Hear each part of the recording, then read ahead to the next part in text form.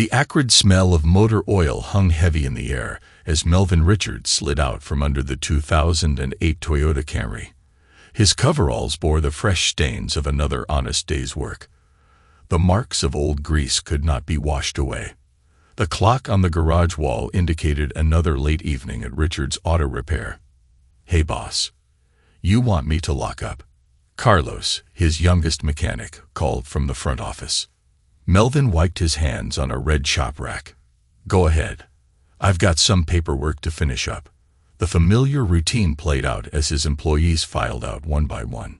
The hydraulic lifts lowered with tired hisses, tool drawers clicked shut, and the ambient noise of the shop faded into evening silence. Only then did Melvin unlock his office door and close it carefully behind him. Behind the filing cabinet, obscured by a stack of repair manuals, sat his secret companion, a high-end laptop that seemed out of place among the grease-stained work orders and parts catalogs. The screen came to life. It displayed a series of crypto trading charts he'd been monitoring throughout the day. "Come on, matey," he muttered as he logged into his digital wallet. A familiar string of numbers and letters appeared. His Bitcoin address, holding what he considered his ticket to a better future. 10,000 of you, my little digital fortune." The sound of a car pulling up outside made him quickly minimize the window. Through the grimy office glass, he watched Blanca's BMW slide into its usual spot. His wife's silhouette remained in the car for a moment, foam pressed to her ear. "No, Julian. I can't meet tonight." Her voice drifted through the thin walls as she walked past his office. "He's still here." "Yes, I know. Next week. I promise." Melvin's jaw tightened, but he kept his focus on the screen. The familiar ache in his chest had become a constant companion, much like the growing distance between him and his family. "Dad." Troy's voice startled him. His 16-year-old son stood in the doorway, designer sneakers carefully avoiding the shop floor's oil stains. "Mom says dinner's ready. Are you coming home or what?" "Just finishing up some invoices," Melvin replied, closing the laptop. "How was school?" Troy asked, his eyes barely meeting his father's. "Whatever. Just hurry up. Christine's got dance practice, and Mom needs to drop her off." The drive home was silent, with only the local radio station filling the quiet truck cabin. The familiar streets of their modest Angeles neighborhood felt increasingly foreign, as if the life he built was slowly slipping through his oil-stained fingers. At home, Christine sat at the dining table, thumbing through her phone with focused indifference. Blanca moved around the kitchen with practiced efficiency, her executive assistant persona still in place. "The Hendersons called about their car," Melvin said, trying to break the silence. "Fascinating," Blanca replied, not looking up from plating store-bought rotisserie chicken. "Troy, honey, how was your college counseling meeting?" Blanca asked with a bright smile. "Mr. Dyer says with my grades, I could definitely get into USC. He's got connections in the admissions office." "Julian's been so helpful," Blanca beamed. "Such a successful man, and he still makes time to mentor students." Melvin pushed his food around his plate. "I thought we agreed I'd handle Troy's college planning. I've been saving." "What?" "From fixing mufflers." Christine snorted, finally looking up from her phone. "Mom says Mr. Dyer makes more in a day than you do in a month." "Christine," Blanca said softly, her tone not reproachful. Later that night, Melvin sat in his converted home office, really just a storage room, and pulled up his crypto wallet again. The numbers hadn't changed, but their potential burned brighter than ever. He recalled trying to explain it to Blanca once. "Digital currency is the future of finance, completely decentralized," he had said excitedly. "Stick to what you know. Cars need fixing. That's real. This internet funny money of yours is just fantasy," she had replied with a patronizing smile. Now, as he checked the current Bitcoin price, a bitter smile crossed his face. His fantasy was worth more than Julian Dyer would make in 10 years. But nobody knew that, not his dismissive wife, not his embarrassed children, not even his best friend Oliver. The weight of his secret fortune pressed against him like a physical thing, tempting him to reveal it all. Yet something held him back. Maybe pride, or maybe the growing suspicion that his family's love had become conditional on social status and bank balances. A text message lit up his phone. "Hey man, we need to talk. That silver Mercedes is becoming a regular sight on your street." It was Oliver. Melvin closed his eyes as the pieces of his crumbling life shifted into an increasingly clear picture. The question wasn't if his world would shatter, but when, and whether his secret digital fortune would be his salvation, or simply a front-row seat to watch it all fall apart. Moments later, Oliver's weathered pickup truck rattled into Richard's auto repair early Monday morning. He carried 2 cups of coffee from their favorite diner, a ritual spanning 20 years of friendship. The aroma of fresh dark roast cut through the ever-present scent of motor oil and rubber. "Black, 2 sugars," Oliver said, placing 1 cup on the workbench where Melvin was hunched over a transmission. "And something else you need to hear." Melvin straightened, his back cracking from hours bent over engines. "If it's about Mrs. Peterson's Volvo, I already ordered the parts." "Not about cars." Oliver leaned against the workbench, his expression unusually serious. "Been meaning to tell you for days now. That silver Mercedes S-Class was spotted outside your place again last night. 3rd time this week," Oliver continued. The wrench in Melvin's hand slipped, clattering against the concrete floor. He retrieved it slowly, buying time to steady his voice. "Probably one of Blanca's work friends.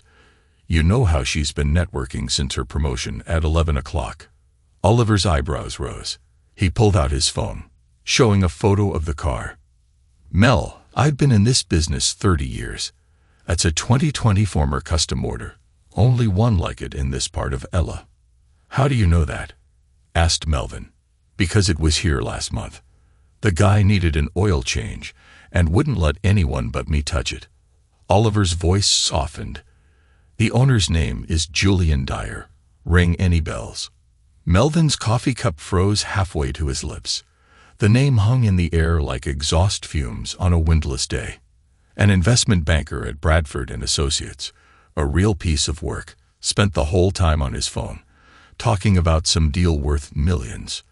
Oliver hesitated, then added, "He kept mentioning someone named Blanca." The fluorescent lights buzzed overhead as Melvin absorbed this confirmation of his growing suspicions. A memory surfaced from last week's parent-teacher conference at Troy's school.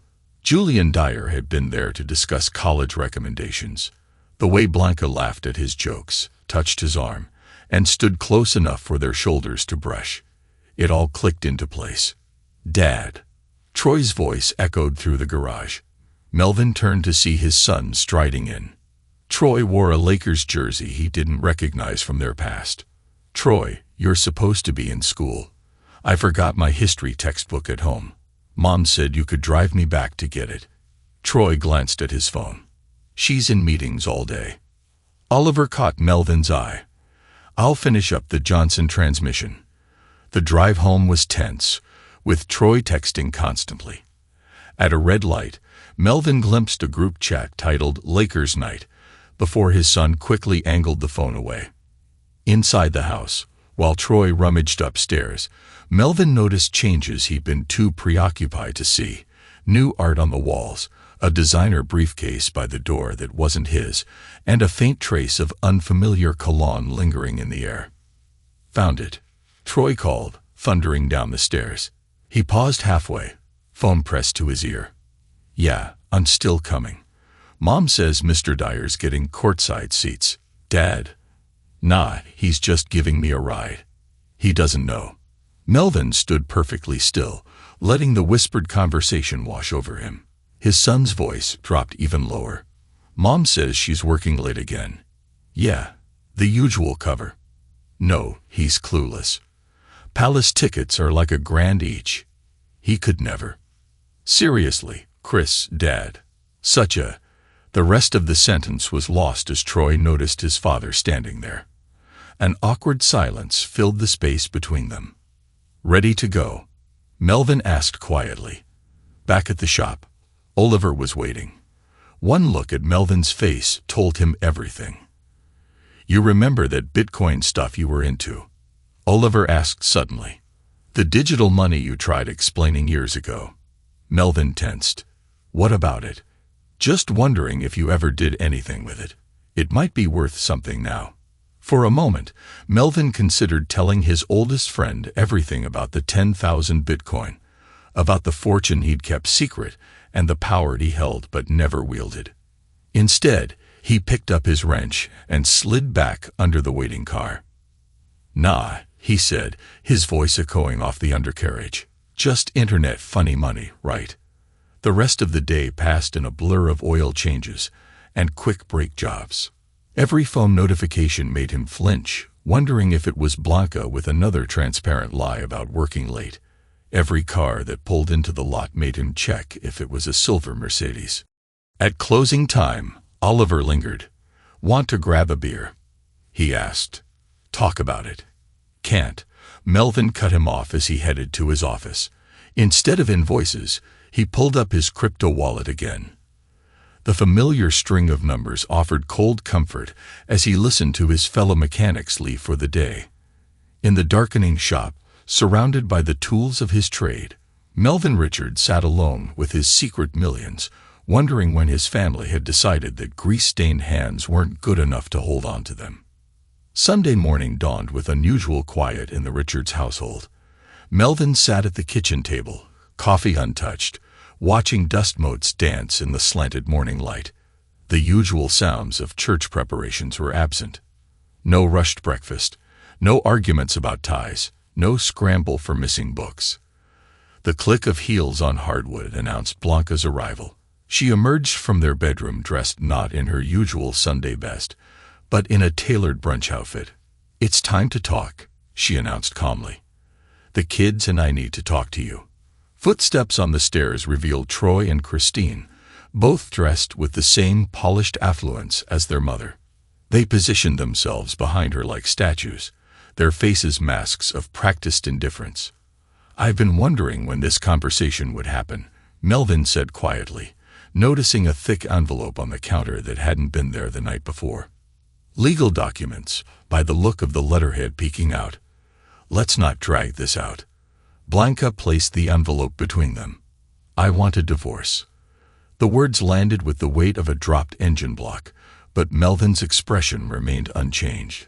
"I assume Julian helped prepare these papers?" Blanca asked, a flicker of surprise crossing her face. "You knew? Silver Mercedes, late-night meetings, mysterious Lakers tickets." "Give me some credit," Melvin replied evenly. "I fix cars for a living. I'm not blind." "Troy," Blanca snapped, "Julian's everything you're not. Successful, sophisticated, ambitious. He's already arranged for us to move into his Beverly Hills estate next week." "Beverly Hills," Melvin echoed, thinking of his hidden crypto wallet worth more than any estate. "And the kids," Troy declared. "We're going with Mom." Chin lifted in defiance. Someone observed, "Why would we stay in this dump with a loser like you?" The word loser echoed in the tense silence. Melvin's hands remained steady as he opened the envelope and scanned the divorce papers inside. The prenuptial agreement they'd signed 17 years ago was attached, a relic from when Blanca's family insisted on protecting their modest assets from the mechanic she'd chosen. "I had my attorney review everything," Blanca added, producing a pin. "Wendell says it's straightforward. I keep my assets, you keep yours." "Wendell Blair?" Melvin asked, recognizing the lawyer's name from local billboards. "Julian's connections again?" Blanca inquired. "Just signed the papers, Dad." Christine's side chimed in while scrolling on her phone. "We've got brunch reservations at the Ivy." Melvin studied his children's faces, Troy's contempt, Christine's boredom. They had become strangers while he was busy building his secret fortune. He thought of his crypto wallet and the power he held to shock them into silence. One bank statement could shatter their assumptions, crush their smugness, change everything. Instead, he picked up the pin. No fight over assets. Wendell Blair asked hours later in his downtown office, surprised by Melvin's calm acceptance. No claims against Mrs. Dyer's investments with Mr. Dyer. Let her keep her assets, Melvin replied as he signed the final page. I'll keep mine. Blanca's triumphant smile faltered slightly at his calm. That's it? After all these years, you're just letting go. Isn't that what you wanted? Melvin stood, straightening his old jacket. A clean break. Dad, Troy called. Melvin reached the door. For a moment, doubt flickered in his son's eyes. That's really all you have to say? Melvin paused, hand on the doorknob. The truth burned in his throat. About the Bitcoin, about the millions, about the future he could give them. But he looked at his family, dressed in expensive clothes and clustered around Julian Dyer's polished presence, and saw the choice they had already made. Your mother's right, he said finally. You deserve the life you want. The life I apparently couldn't provide. The door closed with a soft click.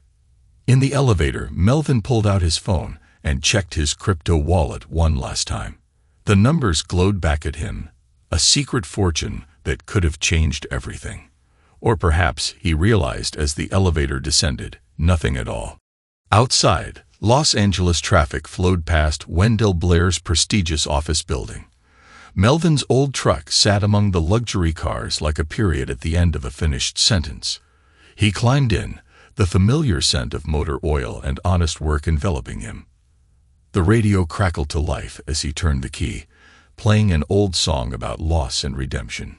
Melvin pulled into traffic, leaving behind the polished office tower where his marriage had officially ended. His phone buzzed with messages, probably Oliver checking in. Maybe his soon-to-be ex-family were making final demands. He let them go unanswered, driving instead toward his auto shop. There was work to be done, cars to be fixed, and a future to be built, just not the one anyone expected. The gleaming glass facade of the Los Angeles Convention Center reflected the morning sun as Melvin adjusted his newly purchased suit. 6 months had passed since the divorce, and the annual Blockchain Technology Summit marked his first step into a world far removed from engine grease and repair manuals. At his first crypto conference, a man in his early 30s dropped into the seat beside him during the morning keynote. His laptop displayed complex code sequences. I'm Brad Rivos, he said. That obvious, huh? Melvin smiled, noting Brad's casual confidence. Brad gestured to his own jeans and hoodie ensemble. We're all about breaking traditional finance norms here. Though I have to say, your wallet address made quite a splash in our developer forums last week. Melvin tensed. My wallet? Relax, Brad lowered his voice. The beauty of blockchain is transparency. When a dormant whale wallet from 2010 suddenly shows signs of life, people notice. Not many holders from that era still have their keys. Before Melvin could respond, the keynote speaker announced a break. Brad pulled out a business card. I've got an idea I'd like to run by you. Something that could revolutionize blockchain security. Over lunch in a quiet corner of the conference hall, Brad outlined his vision. His fingers flew across his laptop, showing prototype code for a security protocol that could protect crypto assets from rising digital threats. The technology is solid, Brad explained. But I need someone who understands both the old and new worlds of finance, someone who was there in the early days. And you think that's me? Asked Melvin. I think you're someone who sees value others miss, Brad said, his eyes sparkling with enthusiasm. Plus, my background check showed you own an auto repair shop. That tells me you understand systems, troubleshooting, and most importantly, you'd know how to build trust. The conference room emptied, leaving them surrounded by abandoned coffee cups and program booklets. Melvin studied Brad's prototype, recalling nights spent learning blockchain technology while his family slept. Why me? There are bigger investors out there. Because you're not just an investor, Brad replied. He closed his laptop. You're a builder. I saw your transaction patterns, small, regular Bitcoin purchases over the years that show patience, vision, and an understanding that value isn't just about quick profits. A notification lit up Melvin's phone. A news alert about Julian Dyer's latest investment success. He silenced it without reading further. "When can you start?" Melvin asked. 3 months later, Brad replied. 3 months later, their blockchain security firm occupied the 10th floor of a downtown high-rise. Brad's team of developers worked alongside former cybersecurity experts, creating something unprecedented in the crypto space. "Mr. Richard." His new assistant's voice came through the intercom. "Iris Casey from Financial Dynamics magazine is here for your appointment." The journalist wasn't what Melvin expected. Instead of the aggressive reporter he anticipated, Iris carried herself with quiet intensity. "Thank you for agreeing to meet," she began. "Though I suspect you know why I'm here. Enlighten me." She placed a document on his desk. "Blockchain transaction records. Your wallet holds one of the largest private Bitcoin fortunes in existence, yet until 6 months ago, it sat untouched for years. Now you're launching a security firm that's attracting attention from major crypto exchanges. You've done your homework. The interesting part isn't the money." Iris leaned forward. "It's the timing. While most early Bitcoin holders were selling, you were quietly buying through market crashes, through mining reward fluctuations, through every setback. You kept accumulating." Melvin studied her carefully. "What's your angle, Miss Casey?" "The truth." She met his gaze steadily. "The crypto world is full of overnight successes and spectacular failures. But you're neither. You're something far more interesting. Patient capital that finally decided to move." Brad knocked and entered, carrying fresh security protocol tests. He stopped short at seeing the journalist. "Sorry, I didn't realize," he said. "No, stay," Iris said, her eyes lighting up at the sight of the code on his tablet. "I'd love to hear about the technical side." For the next hour, Brad explained their security innovations, while Melvin shared his vision for making cryptocurrency safer and more accessible. Iris's questions were sharp and informed, showing a genuine understanding of blockchain technology. As the interview wound down, she asked one final question. Why come out of the shadows now? Why not stay anonymous like Satoshi? Melvin walked to his office window, looking out at the city where his old life felt increasingly distant. Because sometimes staying hidden means staying small. I'm done with that. After she left, Brad lingered. "You sure about this? Once your article runs, everything changes." "Everything already has," Melvin replied, turning back to his desk where a framed photo once showed his family. Now it displayed the Bitcoin white paper.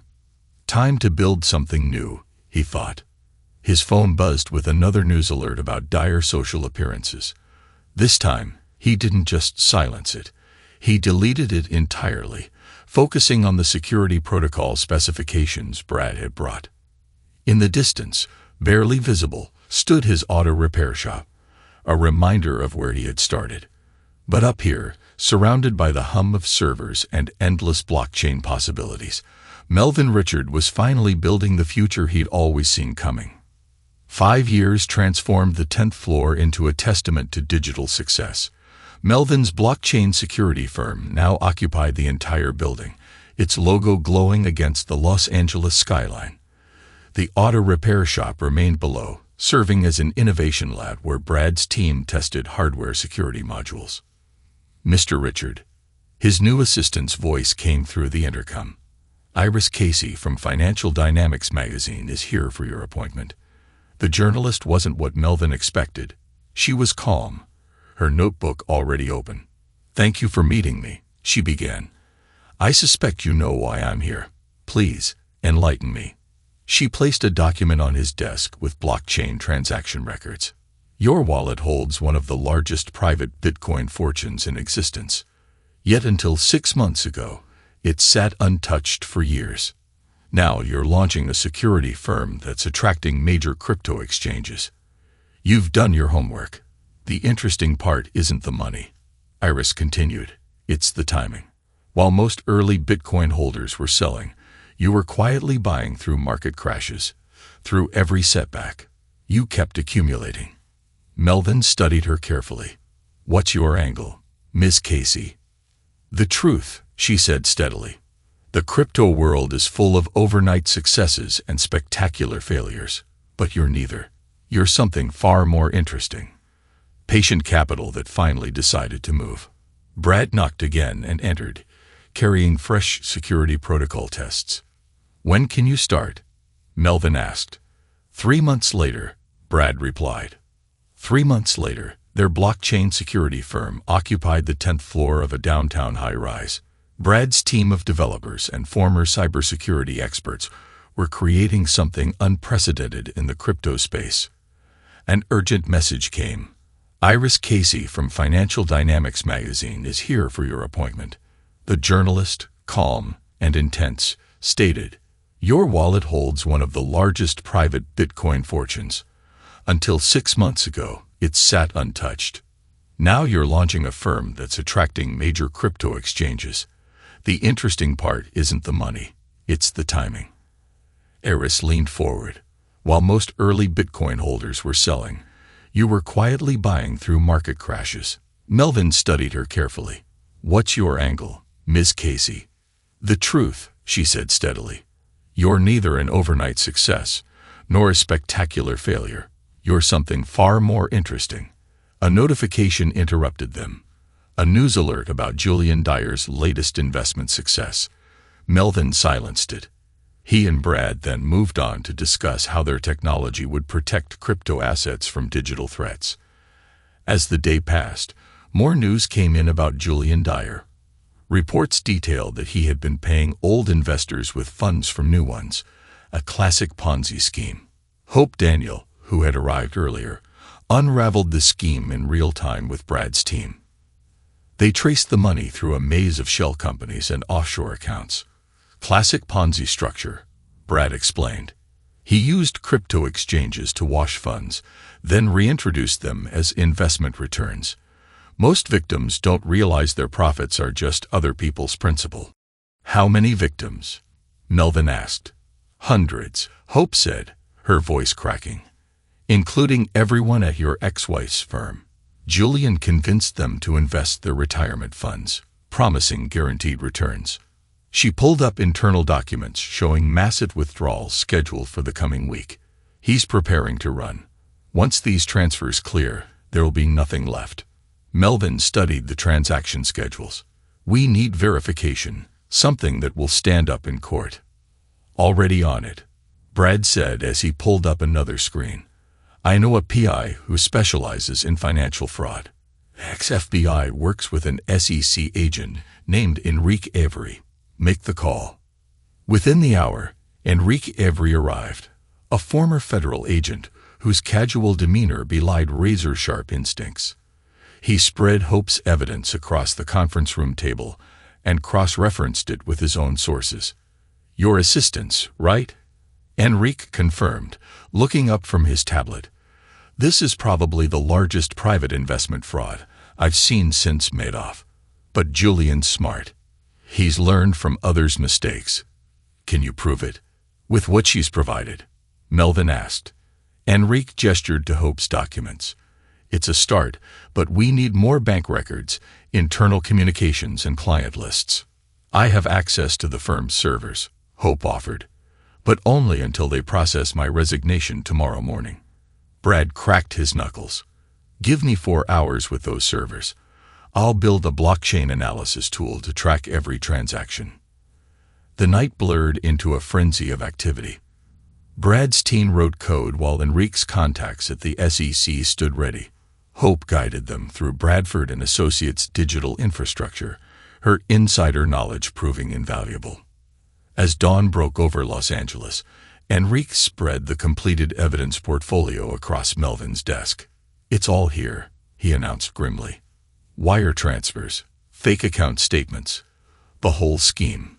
Julian's been paying old investors with new investors' money and skimming millions off the top. When this breaks, everyone loses everything, Hope finished, including your children's college funds. Julian convinced Blanca to invest all their assets with him. Melvin stared at the awakening city below, remembering Troy's sneering dismissal, Christine's contempt, and Blanca's certainty she'd chosen the better man. "How long?" Melvin asked. "Days, maybe hours," Enrique replied. "Once those withdrawals start, we must move fast." Brad leaned forward. "We could use our blockchain tools to freeze his crypto assets before he transfers them offshore."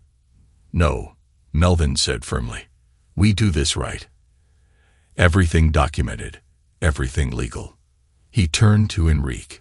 "How quickly can you get this to your SEC contacts? I can have a team here by noon."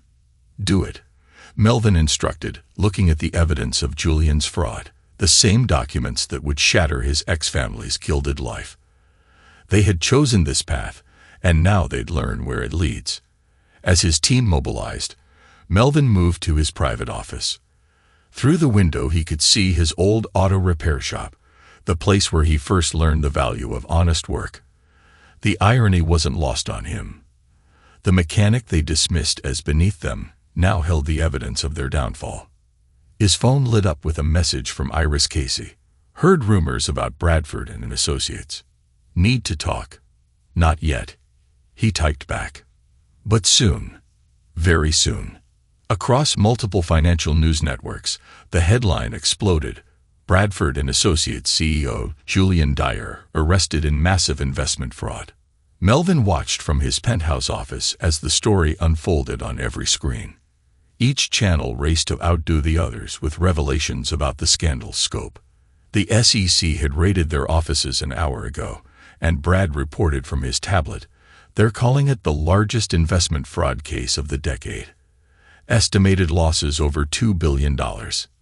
News feeds showed Julian being led away in handcuffs, his perfectly tailored suit creased from the early morning arrest.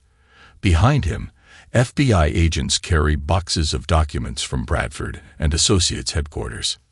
"Mr. Richard," his assistant's voice came through the intercom.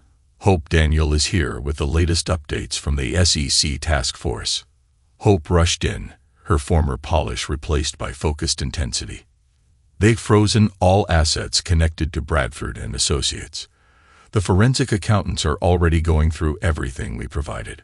"What about the clients?" Melvin asked, though he already knew. "Total devastation."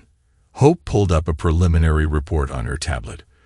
Julian convinced most clients to consolidate all their investments with him. Some lost their entire life savings. The Beverly Hills estate, all the properties marketed as investment opportunities, are being seized. A different alert caught Melvin's attention. The local news broadcast showed familiar faces. Through the station's cameras, he watched his ex-family being escorted from the Beverly Hills mansion.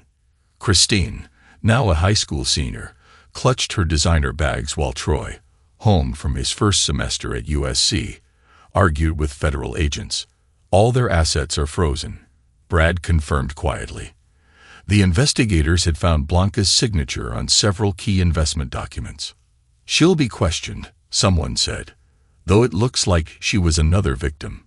The elevator chimed, announcing Iris Casey's arrival. The financial journalist who had followed Melvin's rise in the crypto world now had an even bigger story. "I need your statement," she said without preamble, her recorder already running. "You were Julian Dyer's connection to this world before he married your ex-wife. Did you see any signs of the fraud?" "No comment," Melvin replied, but gestured for her to stay. They had an understanding. She'd gained exclusive access to his legitimate success story, and now she would have the first detailed account of Julian's downfall. His phone buzzed with notifications. Social media exploded with updates from his children. Christine's Instagram story showed her tearfully packing her things. Troy's Twitter feed had gone from boasting about his privileged lifestyle to radio silence. "The SEC wants to interview you," Hope mentioned after checking her messages. "As Julian's former connection to the investment world, they need to establish your non-involvement," Melvin instructed. "Schedule it, and get our legal team to prepare all documentation showing the complete separation of our assets since the divorce."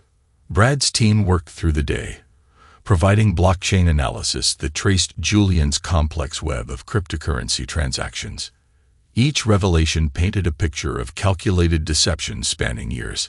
"Look at this," Brad said, pointing to a transaction timeline. He started small, using early investors' profits to draw in bigger fish. By the time he met your ex-wife, he was already running out of ways to sustain the scheme.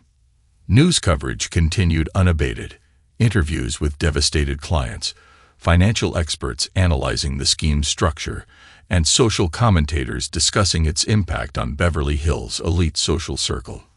Through it all, Melvin watched his ex-family's carefully constructed world crumble. "Their tuition payments have been flagged," Hope reported late in the afternoon. USC's financial office is reviewing Troy's enrollment, and Christine's private school has already suspended her attendance pending payment verification. Iris, who had been quietly observing and taking notes, finally spoke up. "The contrast is striking. While they're being evicted from their mansion, you're sitting in your penthouse office, your blockchain empire more valuable than ever." Planning to comment on the irony.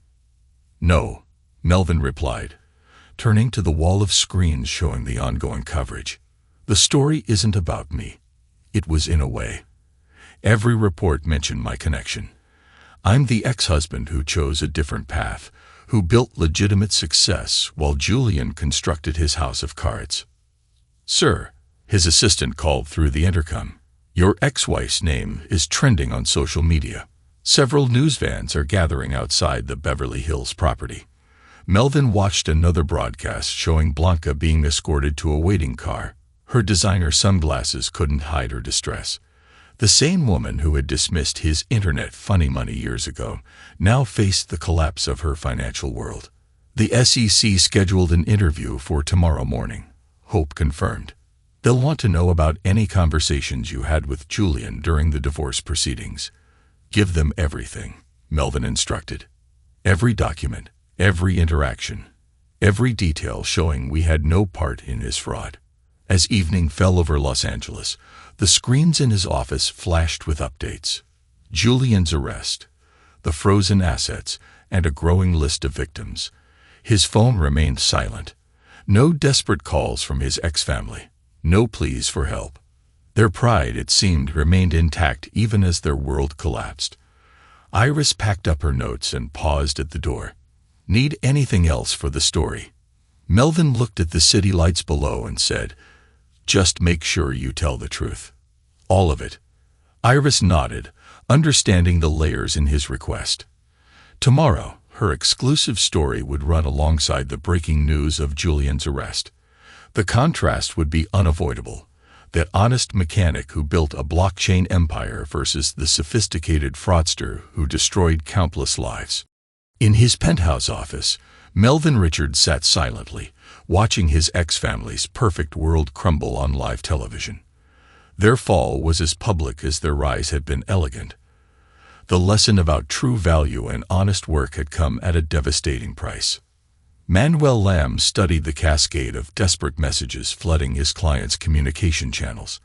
As Melvin Richards' financial advisor, he had helped structure the crypto empire's rapid expansion. But this morning's task was more personal. "Another call from Troy," Manuel reported, tablet in hand. "That's the 5th one this week. Christine's Instagram has shifted from her usual content to public appeals for help, and Mrs. Dyer has been reaching out through every mutual contact." Melvin stood at his office window, the same spot where he had watched Julian's arrest led 3 weeks ago. "Show me," he ordered.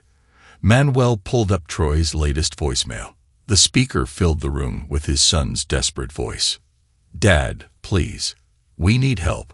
Mom's a mess. We're about to be homeless. The FBI seized everything. They're saying Julian used our accounts to move money around. I can't even access my tuition payment for next semester. Please call me back." Switching screens, Manuel displayed Christine's Instagram feed. Gone were the poolside photos at the Beverly Hills mansion, replaced by frantic posts asking, "Can anyone help? We have nowhere to go. All our accounts are frozen. Mom can't stop crying. Dad, if you're seeing this, please help." "Mrs. Dyer has been particularly persistent," Manuel added, scrolling through messages. She's contacted Oliver at the auto shop, Brad at the office, even tried reaching Iris Casey to arrange an interview. What do you make of all this? Melvin asked, though his slight smile suggested he already knew his advisor's thoughts. Manuel raised an eyebrow, a gesture perfected over years of navigating the crypto market's volatility. I assume you have a plan, he asked. Pull up the Forbes article draft. The document appeared on the wall screen, a comprehensive piece Iris had been working on for months, titled From Mechanic to Crypto Billionaire: The Incredible Journey of Melvin Richard. It's ready to publish whenever you give the word, Manuel noted. The timing was interesting. A notification chimed. A message from Blanca via Hope Daniel. Melvin, please. We've lost everything. The courts have frozen even my personal accounts. Troy might have to drop out of USC. Christine's private school is demanding payment. We don't even have enough for a security deposit on an apartment. Show me the Beverly Hills property listings, Melvin instructed. Manuel complied, and Julian's seized mansion appeared on screen, now listed for auction by federal authorities. The auctions are next week, Manuel reported. Given the circumstances, the property will likely sell well below market value. Have our real estate team prepare a bid. And contact Gerard Mahoney, Melvin added. Tell him to prepare the paperwork for establishing the charitable foundation. Manuel's face lit with understanding. A shelter for victims of financial fraud, he said. Fitting. Don't you think the house Julian used to showcase his stolen wealth could be transformed into a refuge for those he destroyed? Another series of notifications lit up the screens. Christine's latest Instagram story showed her packing designer clothes into cardboard boxes. Troy's university email confirmed his enrollment was under review due to unpaid fees. Blanca's attempts to reach out now included a desperate message to Brad Rivas, pleading for an introduction to her ex-husband. Your children, Manuel said carefully. They're trying every channel to reach you. Yes, Melvin replied, turning from the window. And soon they'll understand something about karma. Have Flora Watson prepare for Mrs. Dyer's inevitable visit, he instructed. She'll try to come in person once all other avenues fail. What should Flora tell her? Manuel replied, nothing yet, but have an envelope ready. Just a single sheet with a Bitcoin address and transaction record. Manuel's tablet chimed with another update. Troy's voicemail was making rounds on social media. The press was starting to notice the contrast. Julian Dyer's stepchildren begging for help from the father they had rejected. Perfect timing for the Forbes article, Manuel observed. Wouldn't you say? The financial advisor studied his client's composed expression. This is you at your most dangerous. Not angry, not vengeful, but methodically orchestrating a lesson your family will never forget. Should I have Gerard begin drafting the legal changes as well? Melvin asked. Yes, Manuel replied. The foundation will need proper funding.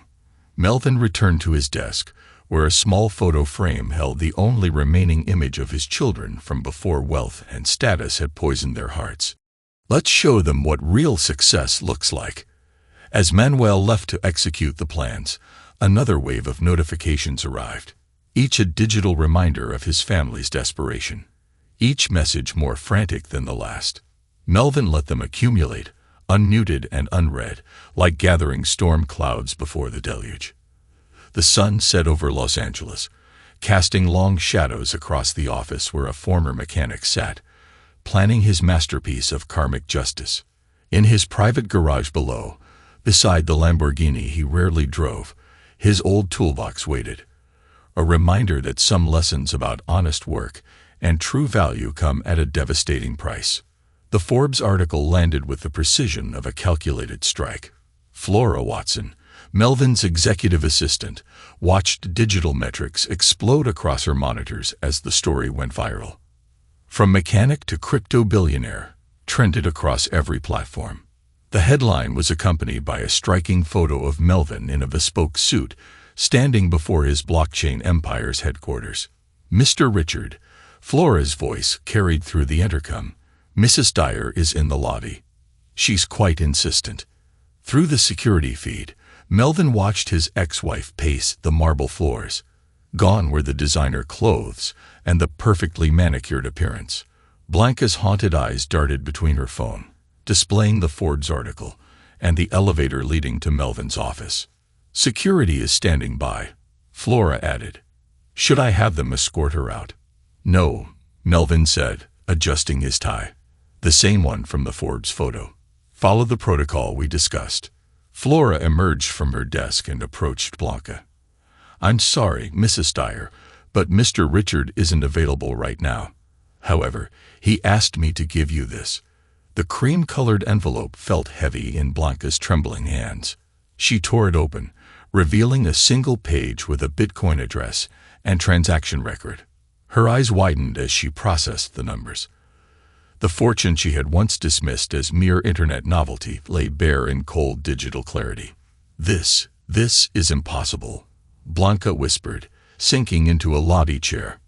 "All these years, the records are quite clear," Flora replied in a professional tone.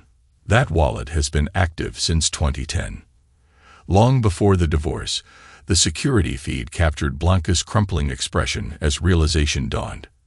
Every sneering comment about her ex-husband's profession, every dismissal of his crypto investments, every moment their children had mocked his common work, all while he quietly built a fortune that dwarfed Julian's stolen wealth. Blanca stood, her composure cracking. "I need to speak with him," she said. "Troy's university deadline is tomorrow. Christine's school is demanding payment, and we're sleeping in a motel.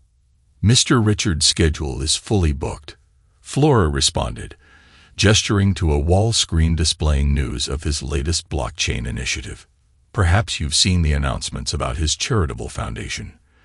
The elevator dinged again, revealing Brad Rivas carrying prototype designs for their newest security protocol. He faltered at the sight of Blanca, but recovered quickly. "Mrs. Dyer," he nodded, then turned to Flora. "Is he ready for the foundation meeting?" "Yes," Flora replied. "The legal team is already upstairs finalizing the trust for underprivileged youth education." Blanca's phone buzzed. A message from Christine showed a final warning from her school. The contrast between her current reality and the empire her ex-husband had built struck her like a blow. Flora replied, "The article says he's been advising major crypto exchanges on security protocols." "All while we thought that success took many forms," Flora continued, picking up the Forbes magazine from her desk. The magazine showed Melvin's cover photo, capturing the quiet confidence of a man who'd built something real. Meanwhile, through the security feed, Melvin watched Blanca clutch the envelope containing proof of his early Bitcoin investments, the same investments she had once mocked around their kitchen table. The lobby television played a financial news segment featuring Iris Casey. "What makes the Melvin Richards story remarkable isn't just the wealth," Iris explained on air. "It's the foundation of honest work it's built upon. While others chased quick riches, he combined traditional business ethics with blockchain innovation." Blanca's gaze fixed on the screen, finally seeing her ex-husband in a new light. The man she had dismissed for someone more sophisticated had transformed into a titan of a new financial era. "When did he first buy the Bitcoin?" she asked in a trembling voice. "According to public blockchain records," Brad answered, unable to resist. "Around the same time you told him to stick to fixing cars."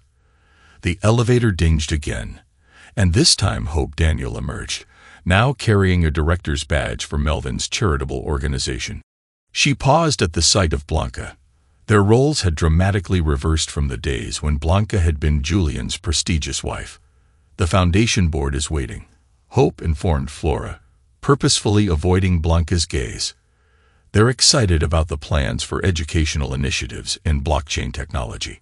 Blanca stared at the transaction record in her hands, proof that while she had chased status through Julian's fraudulent wealth, her ex-husband had been quietly revolutionizing digital finance. Flora's voice came through the intercom, ensuring Blanca could hear. "Please remind the board that our mission is helping those who have lost everything to financial fraud. We must ensure the shelter opens on schedule." The words hung in the air as Blanca realized the full scope of his plans. Her phone buzzed again with Troy's latest plea for help, a stark contrast to the news alerts about his father's billion-dollar empire. Flora's voice softened. "I believe you've received everything Mr. Richard wanted to share." The security team stepped forward as a clear signal. Blanca clutched the envelope, her last connection to the fortune she had once dismissed.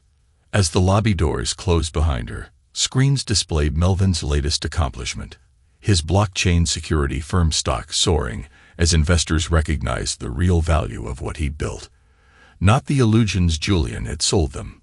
Throughout it all, Melvin watched silently from his office. Beside his cutting-edge crypto mining rigs sat the old toolbox from his mechanic days, a reminder that true worth comes from building something honest and real. The Forbes article continued to spread across social media. Each share was a digital echo of the lesson Blanca was learning too late. Sometimes the greatest wealth lies in what others are too proud to see. The auctioneer's gavel fell with a decisive crack. Julian Dyer's seized Beverly Hills mansion was sold to the Richards Foundation for Financial Education. A property that once symbolized fraudulent wealth now had a new owner. Iris Casey captured the moment for her follow-up article, her camera catching Melvin's expression as he signed the closing documents. Former clients of Bradford and Associates watched with mixed emotions as the property changed hands. "The shelter will accommodate up to 50 families affected by financial fraud," Melvin announced to the gathered press. "Our focus is providing not just housing but education in financial literacy and blockchain technology." Gerard Mahoney, his attorney, distributed press packets detailing the foundation's mission. "The facility will open next month," he explained, carefully avoiding mention of the property's former owners. "We're already reviewing applications from affected families." Across the street, partially hidden behind a news van, Blanca watched the proceedings. Her designer handbag had been replaced by a worn leather purse. Behind her, Troy and Christine lingered uncertainly, their former home now a symbol of their fall. A reporter called out, "Mr. Richard, your own children are victims of this fraud.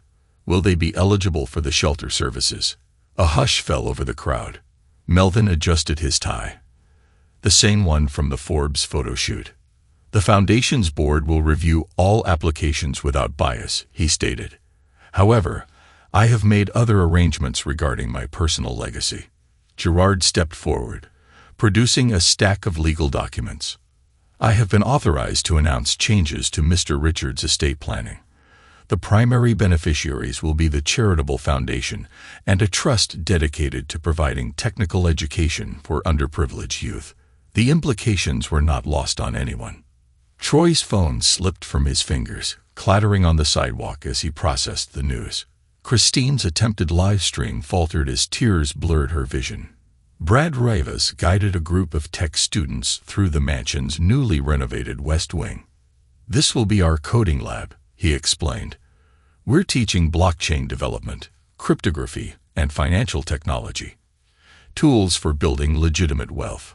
Hope Daniel, now the Foundation's outreach director, organized the first group of families preparing to move in. Standing where Julian had once hosted lavish parties, she announced, "We're turning a symbol of fraud into a beacon of hope." Iris Casey moved through the crowd, gathering quotes for her piece. "The contrast is powerful," she noted on her recorder. A documentary crew set up in the former ballroom. Flora Watson informed Melvin, "Your documentary crew is ready." Melvin nodded, straightening his jacket. The cameras rolled as he delivered his message.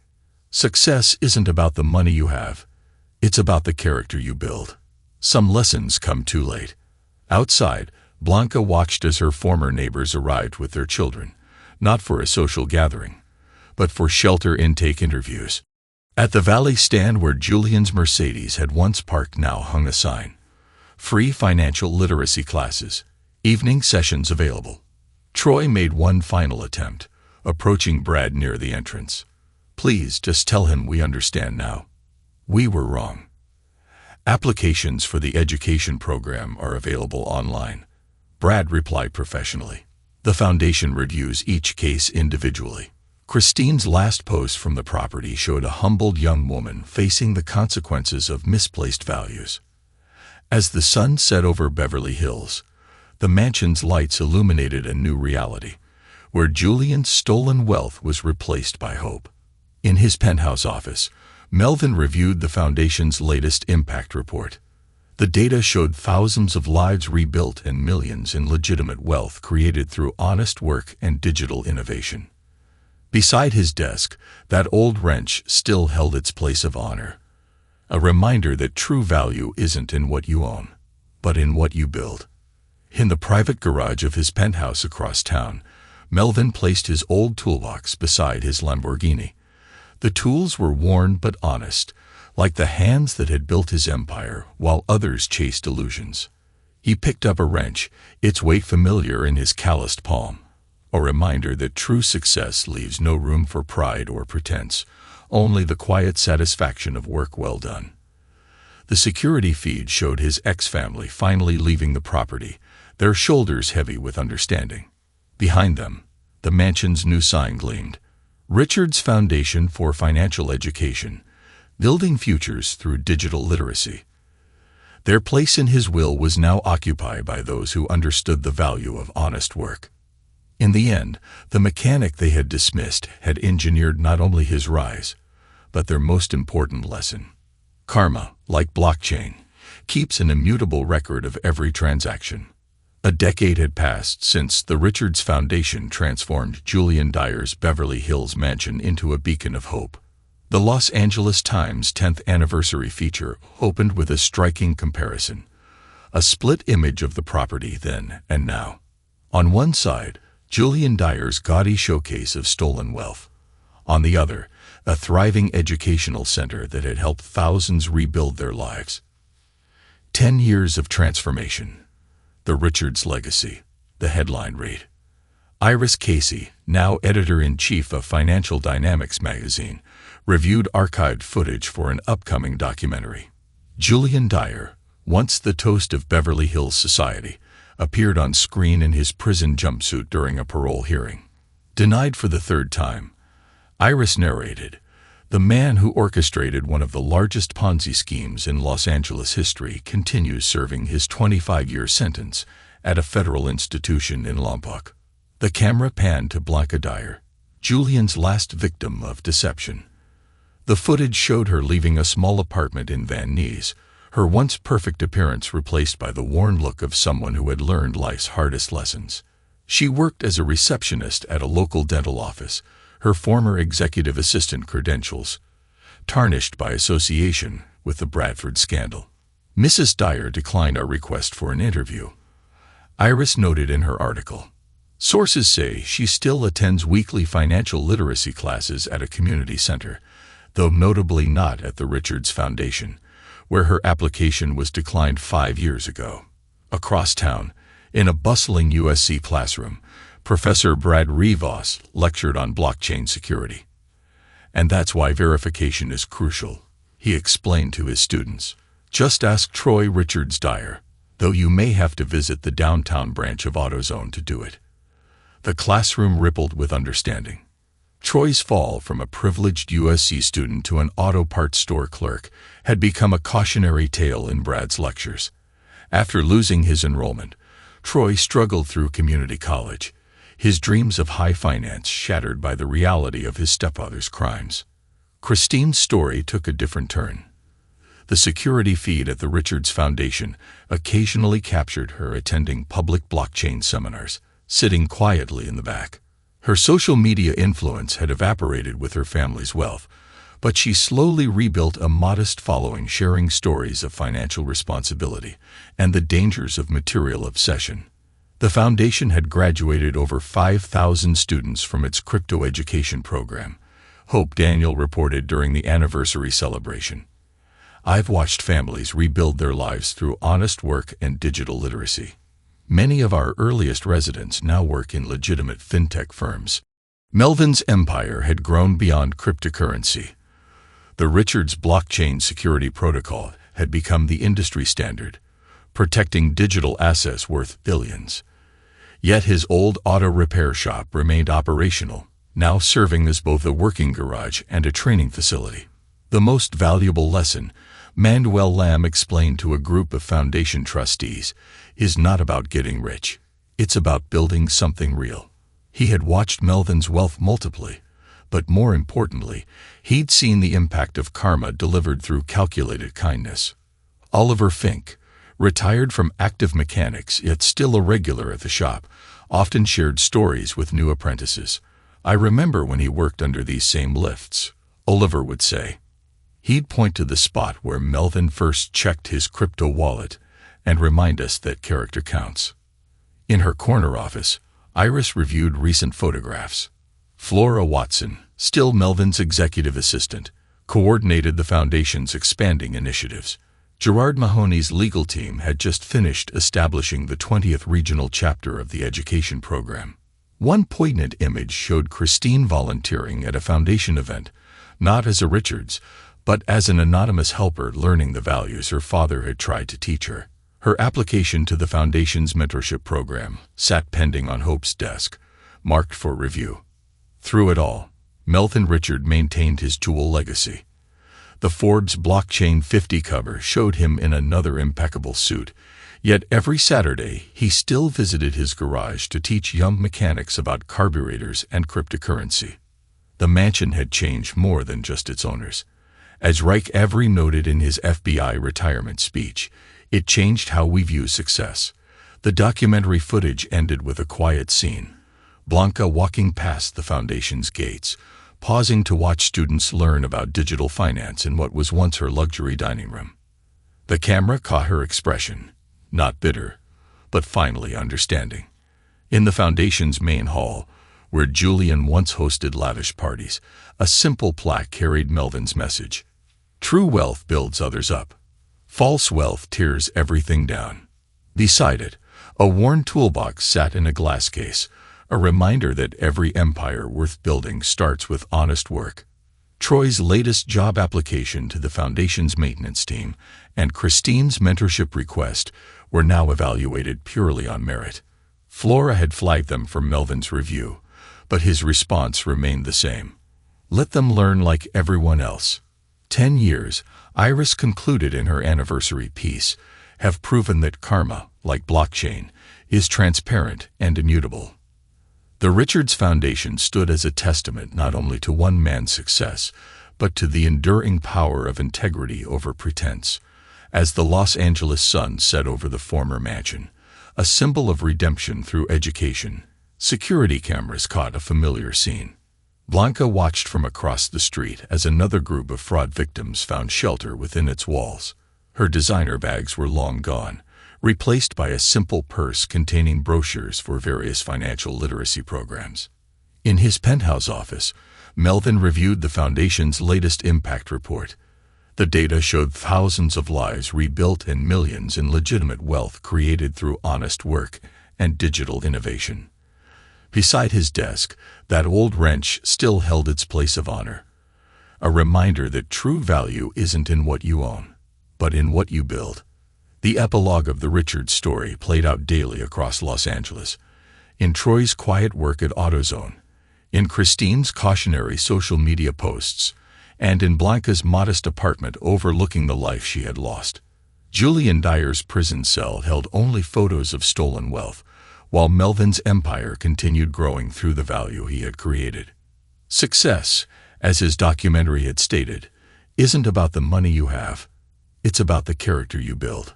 Some lessons come too late, but for the thousands of students passing through the foundation's doors, learning the right lessons at the right time, Melvin's carefully orchestrated justice had transformed into something far more valuable. Redemption through education, growth through understanding, and the quiet satisfaction of karma served not cold, but with opportunity for change. In his private garage, Melvin taught his youngest group of apprentices. The Lamborghini gleamed beside them, but it was the worn toolbox that commanded attention. Like blockchain itself, some truths remain immutable. Character outlasts wealth, integrity outlives pretense, and the sweetest reward is a life well lived. Thanks to everyone who took the time to listen to today's stories. If you enjoyed it, Please consider liking and subscribing if you haven't already. Feel free to share your thoughts on the events in the comments below. Take care.